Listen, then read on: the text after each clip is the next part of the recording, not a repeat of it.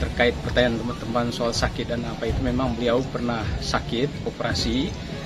Nah, karena memang yang sakit ini dokter ekonomi, yang juga orang pergerakan, beliau tidak terlalu peduli ya. Dia setia pada visi dan ideologi, sehingga sakitnya itu tidak terlalu peduli. Akhirnya 1 bulan yang lalu beliau memutuskan untuk dirawat sekaligus istirahat. Rizal Ramli meninggal dunia. Rekam jejak mau penjarakan Jokowi dan hina-hina Ahok kembali mencuat. Karma cari mangsa? Halo, selamat datang di channel Redaksi Jurnal. Tugas pemimpin itu mencerdaskan rakyat, memakmurkan rakyat. Jokowi sering membodohi rakyat yang kita paham dengan patah-patah dan membayar influencer sama buzzer yang pada dasarnya menyesatkan rakyat, bukan mencerdaskan. Nggak ada loh pemimpin di Indonesia menggunakan buzzer sama influencer. Ini dia pengen rakyat cerdas. Anda kalau cuma ngomong doang di media, memutuskan, membatalkan sebuah izin, ya saya mesti tertulis dong. Kalau nggak tertulis saya mesti tanya. Karena tafsiran beliau kan Kepresnya kalah dengan Permen 3 menteri. Ya saya mesti tanya presiden, bukan soal cengeng. Saya mesti tanya presiden, apa benar Menko lu ngomong bahwa Kepres kamu kalah sama Menko? Saya mau tanya dong presiden, ini kan ada tata negara. Beredar di sosial media Twitter dari seorang tokoh yang sering juga saya kritik, namanya Rizal Ramli. Anda tahu Rizal Ramli? Kemarin dia nge-tweet dan hari ini viral. Salah satunya adalah tweet itu menanggapi hajatan acara ngunduh mantu dari Presiden Jokowi terhadap pernikahan Kaisang dan Erina. Ini luar biasa. Tapi sebagian juga nganggap nggak aneh kalau Rizal Ramli ngoceh, bacot seperti ini.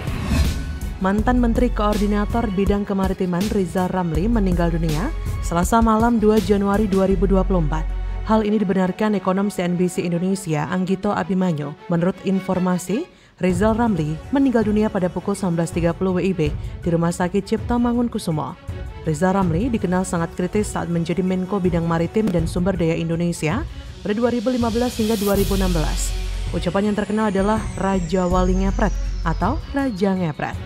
Melansir dari situs resmi Kementerian Koordinator Bidang Perekonomian RI, diketahui bahwa Rizal Ramli lahir di Padang, Sumatera Barat pada 10 Desember 1954. Ia adalah seorang mantan tokoh pergerakan mahasiswa, ahli ekonomi, dan politisi Indonesia. Di tingkat internasional, Rizal Ramli pernah dipercaya sebagai anggota tim panel penasihat ekonomi dari Perserikatan Bangsa-Bangsa atau PBB bersama beberapa tokoh ekonom dari berbagai negara lain.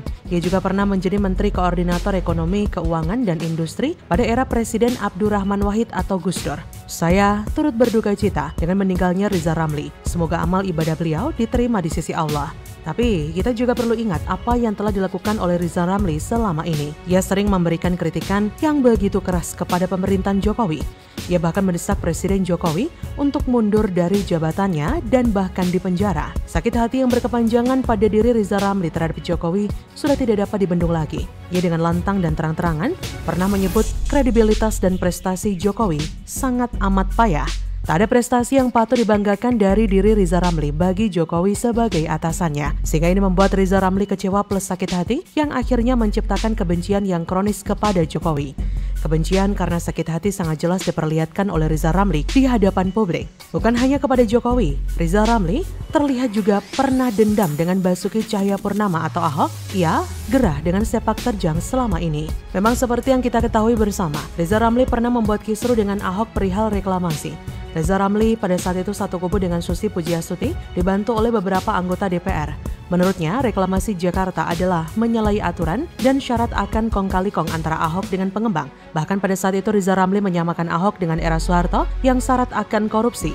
Tapi memang saya pribadi memandang bahwa kelakuan Rizal Ramli dalam mempermasalahkan kasus terlalu frontal dan cenderung terkesan kekanak-kanakan. Rizal Ramli barangkali karena terinspirasi dan terbawa suasana reformasi dulu, tidak canggung-canggung memberikan julukan kepada Ahok, misalnya Raja Gokil, Cengeng, dan sebagainya. Dan Tentu melihat Riza Ramli yang sekarang sudah dipanggil oleh Yang Maha Kuasa, tentu publik menilai ini ada hubungannya dengan karma Ahok dan Jokowi.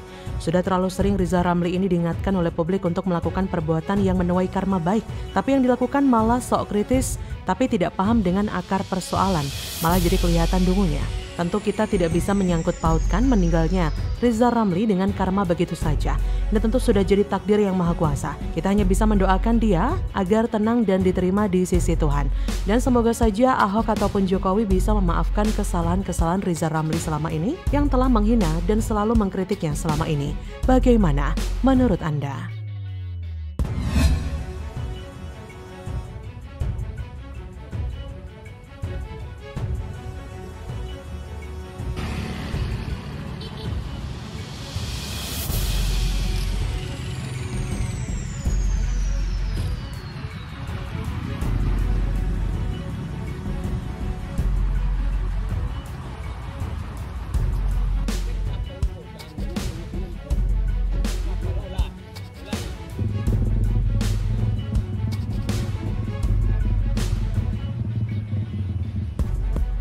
Gile, monumen Welcome to Batam dibajak Wawo Gibran, kampanye ilegal dipasangi spanduk liar, wisatawan muak, warga sekitar rugi bandar, Satpol PP gak berani turunkan?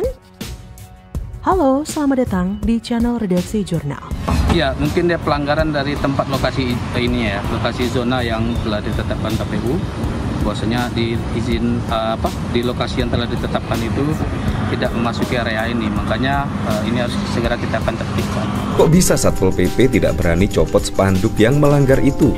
Dan bahkan pada waktu lalu juga Bawaslu menyampaikan hal tersebut melanggar aturan.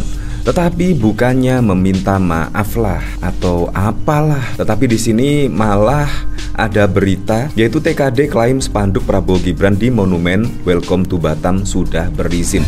Dan bahkan ada berita di situ bahkan Satpol PP pun tidak berani mencopot. Ini kan sangat lucu sekali. Seharusnya masalah seperti ini masalah yang sangat kecil lah.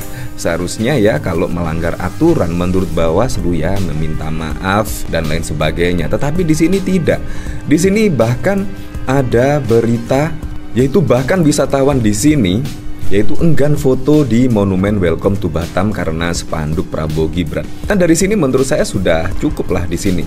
Yaitu setidaknya dengan laporan para wisatawan di sini, yaitu bahkan enggan berfoto di Welcome to Batam gara-gara adanya spanduk dari Prabowo Gibran. Menurut saya di sini sah-sah saja dan Satpol PP seharusnya juga bertindak tegas dan langsung mencopot baliho Prabowo Gibran di sini.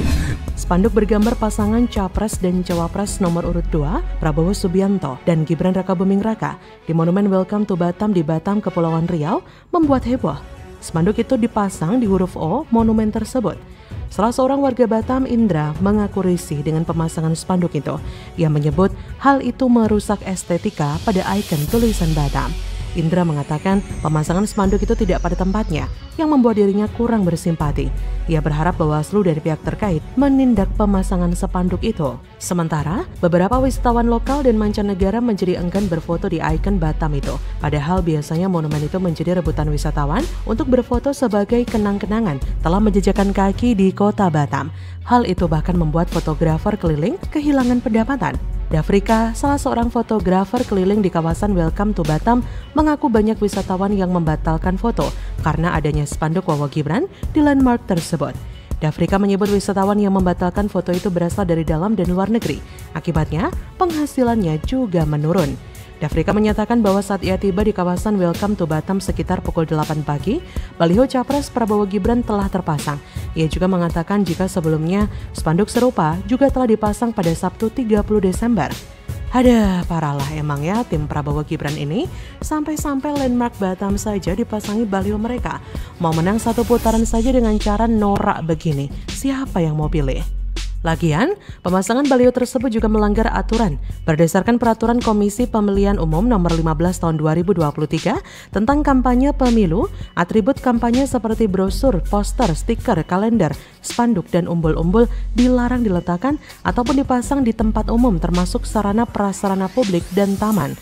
Selain itu, menurut peraturan KPU, Nomor 33 tahun 2018 tentang perubahan kedua atas PKPU Nomor 23 tahun 2018 tentang kampanye pemilu mengingatkan agar pemasangan alat peraga kampanye terpasang sesuai dengan regulasi daerah setempat dan mendapatkan izin dari pemilik lahan ataupun pihak berwenang. Jujur saja belakangan saya semakin enak melihat munculnya gambar atau foto berukuran besar dari paslon 02 di mana-mana yang tak diimbangi atau dinetralkan auranya dengan paslon lain, termasuk Anies Imin dan Ganjar Mahfud. Jadi, kampanye riang gembira dari mana kalau sejak awal terlihat tidak fair, bahkan kini sampai merusak pemandangan landmark Batam dan merampas rezeki rakyat kecil karena saking ngebetnya menang Pilpres. Dan kalau dulu ucapan Prabowo menyinggung warga Boyolali dan mendapat ganjaran, lalu kemarin warga Banyumas disinggung setelah viralnya ucapan Dasmu Etik, kini sebaiknya warga Batam dan para wisatawan lokal yang kembali dari Batam dan kebetulan menyaksikan ternodanya tulisan Welcome to Batam itu gegara APK Paslon 02, jangan pernah memilih paslon yang tidak tahu diri soal cara kampanye, yang bahkan belum berkuasa saja sudah merusak citra suatu daerah dan merampas rezeki rakyat kecil. Beneran norak ya dan bikin muak. Silahkan kalau mau respon dengan jogetan, biar ambiar sekalian.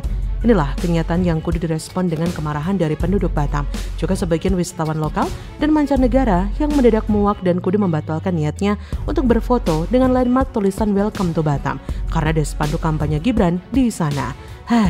Bagaimana menurut Anda?